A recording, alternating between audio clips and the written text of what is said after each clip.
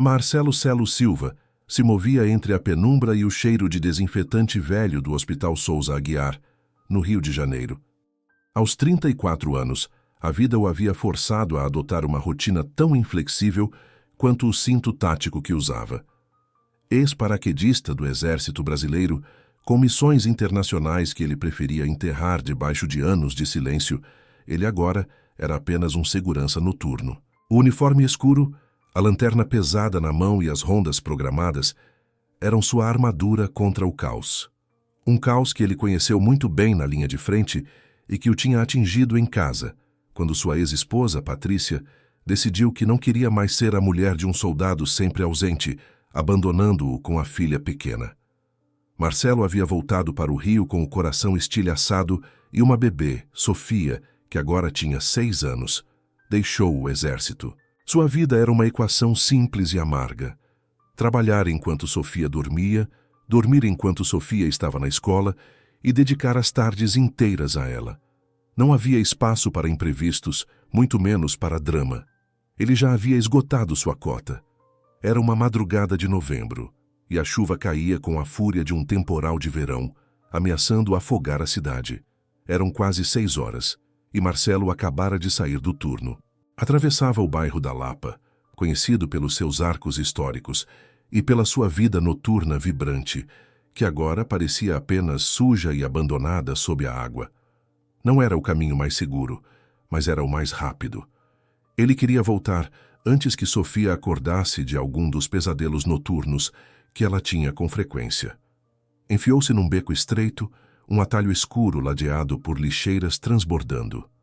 O barulho da chuva contra o asfalto era ensurdecedor, mas então ele ouviu. Um som fraco, um sibilo forçado, quase abafado pelo temporal, mas inconfundível para alguém que o tinha ouvido demais na guerra. Um estertor. O som de alguém lutando desesperadamente para respirar. O som de alguém morrendo. Marcelo parou imediatamente. Seu coração, treinado para a calma, começou a bater no ritmo frenético de uma corrida de combate. Seguiu o som. Escondida entre a sombra e um muro pichado, ele a viu. Era uma mulher recostada contra a parede imunda, vestindo o uniforme ensopado da Polícia Civil do Rio de Janeiro. E havia sangue. Muito sangue. A chuva tentava limpá-lo, mas apenas conseguia misturá-lo com a água, criando riachos vermelhos que escorriam para o bueiro. O treinamento de paraquedista e socorrista militar tomou conta, apagando o segurança cansado. Marcelo se ajoelhou sobre a poça de água e sangue. Viu 3 perfurações de bala no peito, 2 perto do coração, uma mais à direita. Perda de sangue massiva. Choque hipovolêmico em estado avançado. Ela tinha no máximo 2 ou 3 minutos de vida. A mulher abriu os olhos. Eram azuis, de um azul forte, injetados de dor e desespero. Tentou falar, mas apenas saiu um ruído gutural misturado com um pouco de sangue. Marcelo rasgou sua própria jaqueta com rapidez profissional e a usou para fazer uma compressão improvisada sobre os ferimentos. Pressionou com força, tentando estancar o inevitável. Ela soltou um gemido fraco e quebrado pela dor. Com a mão livre, Marcelo pegou o celular e discou o 192. Sou o Marcelo Silva. Estou no Beco do Açougue, na Lapa. É uma policial baleada. 3 tiros no peito. Precisamos de uma ambulância agora. Ela está perdendo muito sangue. Em seguida focou nela. Falou com uma voz firme e grave, a mesma que usava para manter a sanidade dos soldados feridos em campo. Olha para mim, não fecha os olhos, fica comigo, respira fundo. Eu te prometo que você não vai morrer aqui nesta noite. Eu não vou te deixar. Os olhos azuis dela se fixaram nos dele, e naquele olhar, Marcelo viu algo que o atingiu no fundo da alma. O apelo silencioso de alguém que lutava com todas as forças para sobreviver. Ele soube, naquele instante, que sua promessa era mais do que um procedimento, era um juramento. A boca dela se moveu novamente, em um último e desesperado esforço. Marcelo se inclinou, quase encostando a orelha nos lábios dela, e conseguiu decifrar 2 palavras que, mais do que a chuva ou o sangue, congelaram o sangue nas suas veias. Me traíram. Traída? Por quem? Não havia tempo para entender. O pulso dela estava fraco e irregular. Ele estava perdendo a batalha. Marcelo tomou uma decisão que nenhum civil faria. Colocou as mãos sobre o peito da mulher e iniciou compressões torácicas, fortes, rítmicas, brutais. Sentiu uma costela estalar, mas não parou. 30 compressões, 2 respirações boca a boca, sangue quente em seu rosto, gosto metálico, a chuva misturando tudo. Continuou por uma eternidade que foram talvez apenas 4 minutos. Finalmente, as sirenes, os gritos dos socorristas, as luzes piscando contra o muro do beco. Alguém o afastou. Vozes gritando termos técnicos. A mulher foi colocada na maca. Ele a viu ser carregada para dentro da ambulância que partiu em alta velocidade. Marcelo ficou ajoelhado no lamaçal de sangue e água, as mãos tremendo, o coração acelerado. Não sabia se tinha conseguido. Não sabia quem era ela, mas sabia aquelas 2 palavras. Logo chegaram mais viaturas da polícia e da corregedoria, agentes de terno e outros uniformizados. Quem é o senhor? O que viu? Como a encontrou? Marcelo respondeu mecanicamente, ainda em estado de choque. Deu seu nome, seu endereço. Não mencionou o que ela lhe dissera. Algo o impedia. Os agentes pegaram seus dados e disseram que entrariam em contato. Ele chegou em casa atordoado. Lavou o sangue das mãos repetidamente, sentindo o cheiro metálico impregnado. Verificou Sofia. A menina dormia em paz. Sentou-se no sofá, olhando para o vazio, incapaz de esquecer aqueles olhos azuis e a convicção da palavra traição. 3 dias se passaram sem notícias. Marcelo tentava se agarrar à sua rotina, mas era impossível. A imagem da delegada morrendo voltava a cada instante. No 4º dia, enquanto Sofia estava na escola, bateram à sua porta. Marcelo abriu e encontrou um homem alto, na casa dos 50, cabelo grisalho e olhos que pareciam ter testemunhado toda a maldade do Rio de Janeiro. Apresentou-se como o delegado-chefe Roberto Tavares, da Divisão de Homicídios. Tavares foi direto, sem rodeios. A oficial é a delegada Laura Guedes, 30 anos, da Delegacia de Repressão à Corrupção. Está em estado grave, mas estável. Se o senhor não a tivesse encontrado a tempo e feito o que fez, ela teria morrido ali. Marcelo sentiu um alívio imenso. Ela estava viva. Delegado, eu posso vê-la? Tavares o interrompeu, a expressão se fechando. Temos um grande problema, Sr. Silva. A delegada Guedes não foi vítima de um assalto qualquer. Foi uma armadilha.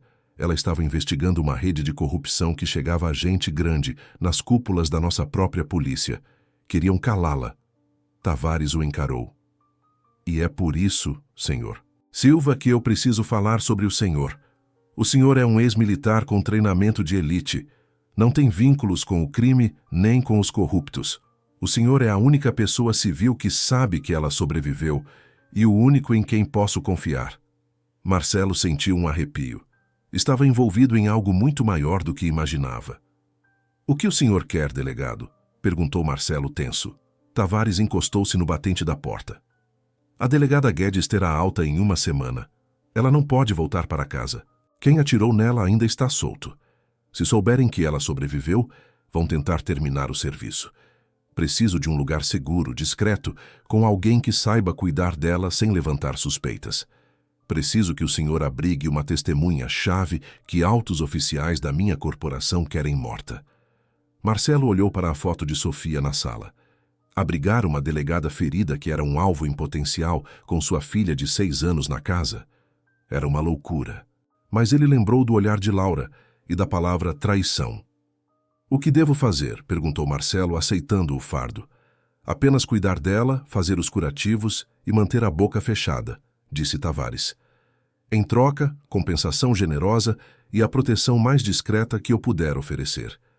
Preciso de você para mantê-la viva, pelo menos por 2 ou 3 semanas. Marcelo assentiu, impondo sua única condição. Tudo bem, mas a minha filha, Sofia, não pode saber de nada. Para ela, a delegada será uma amiga minha, que sofreu um acidente de carro e precisa se recuperar. Nada de polícia, nada de tiros, nada de medo.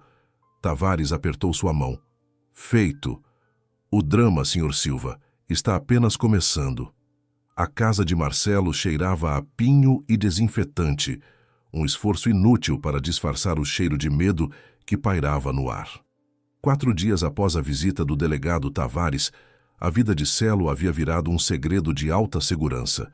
Ele havia mentido para Sofia, dizendo que sua amiga Laura vinha de visita porque havia sofrido um acidente de carro grave. Sofia, com a curiosidade e a inocência dos seus 6 anos, ajudou a colocar um vasinho de flores no quarto de hóspedes, animada com a visita que quebrava a rigidez da rotina. Marcelo odiou a mentira, mas sabia que a verdade, que assassinos dentro da própria polícia queriam matar a mulher que dormiria sob seu teto, era um luxo que Sofia não podia suportar. A manhã da mudança foi surreal. Marcelo assinou papéis no hospital, ouviu as instruções médicas, curativos 2 vezes ao dia, antibióticos rigorosos, fisioterapia leve, nada de estresse. O militar nele assimilou a informação com eficiência fria. Mas o pai solteiro e o civil temiam o que estava por vir. Quando entrou no quarto de Laura Guedes, ela estava acordada, pálida, frágil, mas com a mesma intensidade nos olhos azuis. Ao vê-lo, um brilho de reconhecimento e gratidão profunda a atingiu. "Você é o do beco", sussurrou a voz arrastada pela dor, "o que não me deixou morrer sozinha." Marcelo assentiu sem saber como responder àquela carga emocional. "Obrigada, Marcelo", disse ela, uma lágrima escorrendo. "Obrigada por lutar por mim, por me dar uma segunda chance." Ele encolheu os ombros desconfortável com o papel de herói. Qualquer um teria feito. Mas ambos sabiam que era mentira. Transportá-la para casa foi um exercício de tensão máxima. Cada buraco na rua era uma pontada para ela. Cada olhar de um vizinho, uma ameaça para ele. Uma vez instalada, a rotina de Marcelo ficou ainda mais rígida. Ele voltava do turno na madrugada, dormia o mínimo e se dedicava aos curativos. Os primeiros dias foram difíceis. Laura dormia a maior parte do tempo. Quando estava acordada, a tensão era palpável. Marcelo fazia os curativos, vendo as cicatrizes frescas e antigas em seu corpo, marcas de uma vida perigosa. Ele sentia a responsabilidade física e o peso emocional de estar guardando uma vida. Mas então, Sofia entrou em cena. A menina voltava da escola e corria diretamente para o quarto de hóspedes. Mostrava a Laura seus desenhos de sereias, contava os causos da professora e perguntava sobre o acidente de carro. Laura, que estava tensa e na defensiva, se derretia com a menina. Sorria, ouvia atentamente e, pela primeira vez, parecia esquecer o perigo. Marcelo as observava. Laura, a delegada destemida, florescia sob a atenção inocente de Sofia. E Sofia, que não tinha uma figura materna presente há anos, irradiava alegria. Uma sensação estranha, que não era medo nem raiva, se instalou no peito de Marcelo. Uma noite, durante a troca de curativos, Laura estava acordada e olhando para a chuva lá fora. Ele notou que os olhos dela estavam marejados. "Está doendo muito?" perguntou ele, a voz baixa. Laura negou com a cabeça. "Não é a bala, Celo, é a traição, o medo e a culpa, por ter colocado você nisso, por colocar a Sofia em risco." Marcelo sentou-se na beirada da cama. "Foi minha escolha, e a Sofia está feliz. Além disso, eu sei o que é traição. Depois que a Patrícia me deixou, eu levantei muros muito altos. Achei que a melhor forma de proteger a Sofia era não confiar em mais ninguém. Nunca." Laura, que tinha mantido a guarda alta por anos, perguntou: "E por que você confia em mim?" Marcelo respirou fundo, lembrando-se do beco. "Eu vi a força nos seus olhos naquela noite, a determinação de quem luta até o fim. Essa pessoa merece a minha confiança." Aquela honestidade dita com a franqueza direta de um militar quebrou o gelo entre eles. Laura começou a falar. Contou sua história, a de uma policial idealista que encontrou um sistema podre. Provas sumindo, casos abafados. Ela investigou sozinha, coletando evidências por meses, e a emboscada foi a resposta. "Se você não tivesse chegado", disse ela, a voz embargada, "teria sido um acerto de contas, um caso arquivado. Agora, não sei em quem confiar. Estou presa, cansada de lutar sozinha." Marcelo tocou sua mão, com breve carinho. Você não precisa mais. Eu quero ser a pessoa em quem você confia. Você não está lutando sozinha. A partir daquela noite, a conexão deles se aprofundou. Eles buscavam desculpas para passar tempo juntos. Nos olhares que se demoravam, nas mãos que se roçavam ao passar os medicamentos, nos corações que aceleravam com a proximidade, algo estava nascendo. Era uma loucura. Ele, um ex-militar traumatizado, e ela, uma delegada ferida e fugitiva. Mas o coração não obedece à lógica. 2 semanas depois, o delegado Tavares retornou. Seu rosto estava sério. Encontramos algo, disse ele na cozinha de Marcelo. A investigação nos levou a 3 oficiais de alto escalão da nossa polícia. Contas bancárias suspeitas, ligações com o crime organizado. E os 3 estavam de folga na noite do ataque. Ele fez uma pausa. Mas não temos provas suficientes para prendê-los. Os advogados vão tirá-los em 24 horas.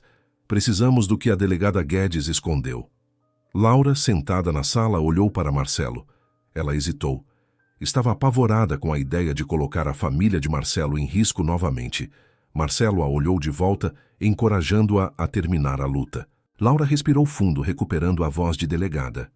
Tavares, estão em um cofre no Banco do Centro, na Cinelândia, em nome de Clara Brandão. É um nome falso. Tavares sorriu, um sorriso sombrio. Perfeito. Vou recuperar. Mas isso muda tudo, delegada. Assim que as provas chegarem ao Ministério Público, saberão que a senhora está viva e falando. O senhor Marcelo e a Sofia são alvos primários. E o que isso significa, delegado? Perguntou Marcelo, sentindo o estômago gelar. Tavares parou de sorrir. Significa que sua estadia aqui acabou. O plano é simples, proteção a testemunhas. Laura será transferida imediatamente para um local seguro. Nova identidade, nova vida, até que o julgamento acabe. Temos horas, não dias, antes que percebam que as provas sumiram do cofre. Laura olhou para Marcelo, depois para Sofia, que desenhava um unicórnio. A dor em seu rosto era a da perda iminente. Ela havia encontrado um lar e estava prestes a perdê-lo. Marcelo sentiu o mesmo golpe. Havia se apaixonado por uma foragida, e o relógio da tragédia estava marcando a hora da separação. O apartamento de Marcelo havia se transformado em uma bomba-relógio. Os dias seguintes à revelação de Tavares foram agridoces, uma mistura de urgência, preparativos para a fuga e a consciência brutal da despedida iminente. O delegado Tavares, agindo com rapidez extrema, havia recuperado as provas do cofre. Eram documentos, fotos e gravações que não apenas envolviam os 3 oficiais de alta patente, mas que desenhavam uma rede criminosa tão profunda que ameaçava desmantelar a própria estrutura de segurança do Rio. O risco era agora insustentável. Ao mover as provas, haviam sinalizado aos corruptos que a delegada Laura Guedes estava viva, desperta e pronta para depor. Tavares voltou no fim da tarde com os documentos de proteção a testemunhas. Laura, não podemos esperar mais. O avião parte amanhã de manhã. Casa de segurança hoje à noite e depois sumiço. Nova identidade, nova cidade, vida nova. Laura o olhou, os olhos marejados de lágrimas não derramadas. A ideia de fazer justiça era seu motor, mas a ideia de deixar Marcelo e Sofia era um tormento. Marcelo estava na cozinha, preparando um café amargo, mantendo um silêncio denso.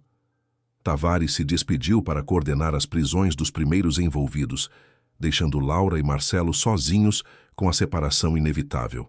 Sofia, alheia à catástrofe que se anunciava, desenhava bonecos na mesa da sala. Eu não esperava que fosse doer tanto, sussurrou Laura, a voz embargada. Marcelo se aproximou, sentando-se à sua frente. Você fez o certo, Laura. Se salvou para fazer justiça. É o que tem que ser feito. Mas eu não esperava encontrar algo tão precioso justamente quando estava prestes a perder tudo, ela confessou, a voz quase inaudível. Marcelo entendeu que ela não falava só de família, mas de esperança. Em poucas semanas, ela havia demolido os muros que ele construíra ao redor do coração durante 5 anos. Ela lhe havia devolvido a crença no amor e na vida, que não era só sobrevivência. Ele disse algo impensável, algo que a lógica militar rejeitaria, mas que seu coração gritava. Talvez você não precise ir sozinha. Talvez exista outro jeito. Laura o deteve. Pousou a mão sobre a dele. Um toque cálido. Não há outro jeito, Celo. Você e Sofia precisam ficar seguros. Eu preciso terminar isso. E isso significa sumir. Só tenho uma coisa para te pedir. Se lembre de mim, não como a delegada ferida que trouxe perigo, mas como alguém que encontrou uma família quando achava que tinha perdido tudo. Naquele instante, a fronteira entre eles desapareceu. Laura se inclinou e o beijou. Não era um beijo urgente, mas um beijo de despedida profunda, carregado de tristeza e de tudo o que não podia ser dito. O beijo de duas pessoas unidas pela tragédia e separadas pelo dever. Quando se separaram, ela prometeu se lembrar. Marcelo a abraçou com cuidado, sentindo a fragilidade de seu corpo, e jurou que faria o que fosse preciso para que ela não se tornasse apenas uma lembrança. 3 dias depois, o inferno veio abaixo. Eram cerca de 21 horas. Marcelo estava na cozinha esquentando a janta enquanto Sofia terminava a lição. Laura estava na cama, lendo um livro emprestado da menina. O apartamento estava em um estado de calma traiçoeira. A quietude que antecede o desastre. Então Marcelo ouviu. Não era um barulho comum. Era o estalo inconfundível do vidro sendo quebrado na parte de trás do apartamento, seguido por vozes graves e agressivas, com o sotaque carregado do Rio. O segurança noturno sumiu. O paraquedista de elite assumiu o controle. "Sofia!" gritou Marcelo. Agarrou a filha, cobrindo sua boca para impedir o grito de pânico. A levou para o quartinho de despensa, um cubículo sem janelas. "Fica aqui, meu amor, não importa o que você ouça. Não sai. Não faça barulho nenhum, entendeu?" Sofia assentiu, os olhos arregalados de pavor. Marcelo fechou a porta com um estrondo silencioso e correu para o quarto de Laura. Ela já estava acordada, o rosto pálido. O instinto policial havia soado o alarme. "Eles vieram me buscar", sibilou ela. Marcelo a ajudou a se levantar, ignorando o gemido de dor dela. A janela do quarto dava para o telhado da garagem. Eles podiam descer por ali, era a única saída. Mas não deu tempo. A porta se abriu de repente. 2 homens entraram. Enormes, armados, com o rosto impassível de quem estava ali para finalizar um serviço. O primeiro ergueu a pistola mirando diretamente em Laura. Marcelo agiu por instinto puro, lançou-se à frente dela, interpondo seu corpo entre Laura e o cano da arma. O tiro ecoou no pequeno apartamento. Marcelo sentiu um impacto seco e quente no ombro. Uma dor branca e explosiva o derrubou. Ele caiu. "Marcelo!" gritou Laura. Mas ela não congelou. Apesar de ferida e fraca, o treinamento de delegada tomou conta. Enquanto o primeiro assassino se distraía com Marcelo no chão, Laura investiu contra ele com a fúria de quem não tem nada a perder. Acertou a garganta dele com precisão cirúrgica. O homem caiu de joelhos, asfixiando, a arma deslizando pelo chão. O segundo assassino se virou para ela. Marcelo, com a adrenalina em alta e o ombro em chamas, agarrou o tornozelo do segundo homem e puxou com toda a força. O homem caiu. A pistola escorregou. Começou uma luta selvagem. Marcelo lutava com o desespero de um pai que temia pela vida da filha, ignorando o sangue quente que escorria pelo braço. Laura lutava com anos de experiência, mas estava exausta. O segundo homem conseguiu pegar a pistola novamente e a ergueu, pronto para atirar em Laura, que estava indefesa. E então soou outro tiro, mas não do assassino. O disparo veio da porta. O delegado-chefe Roberto Tavares estava parado ali, a pistola fumegante. O assassino caiu morto. 2 agentes uniformizados entraram logo atrás dele. "Mãos na cabeça, polícia!" gritou Tavares. Havia acabado. Por um triz. Tavares correu para avaliar a cena. Ele havia reforçado a segurança discreta logo que pegou as provas. A unidade de contenção havia sido alertada ao ver a invasão e chegou no momento exato. "Onde está a Sofia?" perguntou Tavares, percebendo que a menina não estava ali. Marcelo lembrou-se da filha. Levantou-se cambaleando, o ombro gritando de dor. Correu para a cozinha, abrindo a porta da despensa. Sofia estava lá, encolhida, chorando em silêncio. Marcelo a pegou no colo, abraçando-a forte, sussurrando que tinha acabado. Ela estava segura. Laura apareceu na porta, amparada por um dos agentes. Olhou para Marcelo ensanguentado e para Sofia, tremendo em seus braços. As lágrimas rolaram por seu rosto, sem que ela pudesse controlar. Sua luta havia quase custado a vida da menina que ela amava. As sirenes voltaram a tocar, desta vez das ambulâncias. Marcelo foi levado ao hospital. O tiro havia atravessado, sem danos permanentes. Laura foi novamente hospitalizada, as suturas reabertas pelo esforço. Tavares coordenou as prisões dos assassinos sobreviventes. As provas de Laura estavam seguras e os mandados de prisão para os 3 oficiais corruptos seriam cumpridos nas próximas horas. Mas a ameaça não havia desaparecido.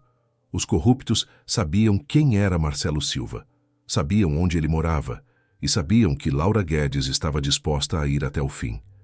Tavares o encontrou no hospital naquela noite. Agora é urgente, Marcelo. Laura vai se recuperar, mas tem que sumir. E pela sua segurança e a da Sofia, é melhor fazer o mesmo. O Rio não é mais seguro para vocês. Marcelo fechou os olhos. A dor física se misturava à angústia. Estava prestes a perder a mulher que acabara de entrar em sua vida. A história parecia fadada a terminar como havia começado, com a traição e a perda. 2 semanas após o tiroteio, Marcelo estava em casa, recuperado. A bala havia perfurado seu ombro de forma limpa, deixando apenas uma cicatriz e a lembrança vívida da violência. Laura, novamente hospitalizada, se recuperava com uma determinação implacável. A fúria de sua luta havia reaberto seus ferimentos, mas a notícia de que os oficiais corruptos estavam presos lhe dava forças para seguir. No entanto, a vitória tinha um preço amargo. O delegado Tavares se apresentou no apartamento de Marcelo com a papelada final. Laura está recuperada. Os corruptos foram presos, mas a ameaça continua, explicou Tavares, sem rodeios. É o momento. Nova identidade. Bilhete para o sul do Brasil. Tudo pronto. Laura, que havia recebido alta e estava sentada na cozinha, examinava os documentos. Ela se tornaria Clara Brandão, uma analista. Olhou para Sofia, que desenhava na sala, alheia ao seu destino. A ideia de sumir sozinha, de se tornar uma fantasma, era insuportável. Marcelo viu a hesitação nos olhos de Laura, a mão que tremia levemente sobre o caneta. Ele sentiu que, se a deixasse ir, seu próprio coração se fecharia para sempre. Tem outra opção, Laura, disse Marcelo com a voz firme.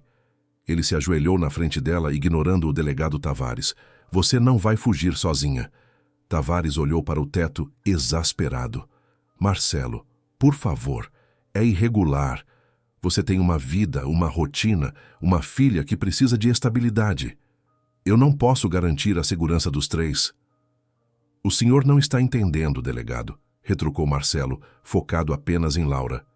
Minha vida era rotina e sobrevivência. Ela me deu uma razão para amar de novo. Quando aqueles bandidos vieram atrás dela, eu soube que não era só a vida dela que eu estava salvando. Era a minha também. Sofia a adora.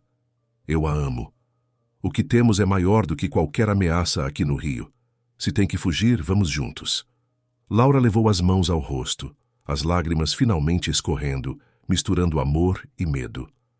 Você entende o que está oferecendo, Celo? Deixar tudo, atrelar sua vida à minha, viver com a sombra do perigo. Marcelo sorriu para ela com uma ternura que havia esquecido que possuía. Entendo, mas em 1 mês você me ensinou que família não é só sangue. Família se escolhe, e eu escolho você, e Sofia merece isso. Laura chorou de alívio. Disse que não merecia o sacrifício dele, que só havia trazido problemas. Marcelo a deteve. Você me trouxe a esperança que eu perdi anos atrás. A esperança de que a vida pode ser mais do que apenas sobreviver. Naquele instante, Sofia entrou, perguntando por que Laura estava chorando. Laura a pegou no colo com cuidado. Eu estou chorando, meu amor, porque estou feliz, porque acabei de encontrar algo que achei que estava perdido, um lar. Olhou para Marcelo, que confirmou com um aceno. Eu não vou embora.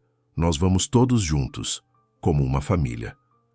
Tavares, com um suspiro de resignação, mas um brilho de emoção deu um jeito. 3 novas identidades foram criadas. Marcelo Silva virou Júlio Brandão, técnico em informática. Laura Guedes virou Clara Brandão, analista de sistemas. Sofia manteve o nome, mas ganhou o novo sobrenome. Eles se mudaram para Florianópolis, Santa Catarina, uma cidade mais tranquila, longe da complexidade do Rio. O julgamento durou 8 meses.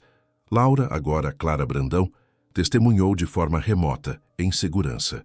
Suas provas, somadas à pressão de Tavares, garantiram a condenação de 12 pessoas, incluindo os 3 oficiais de alta patente. A rede de corrupção foi desmantelada.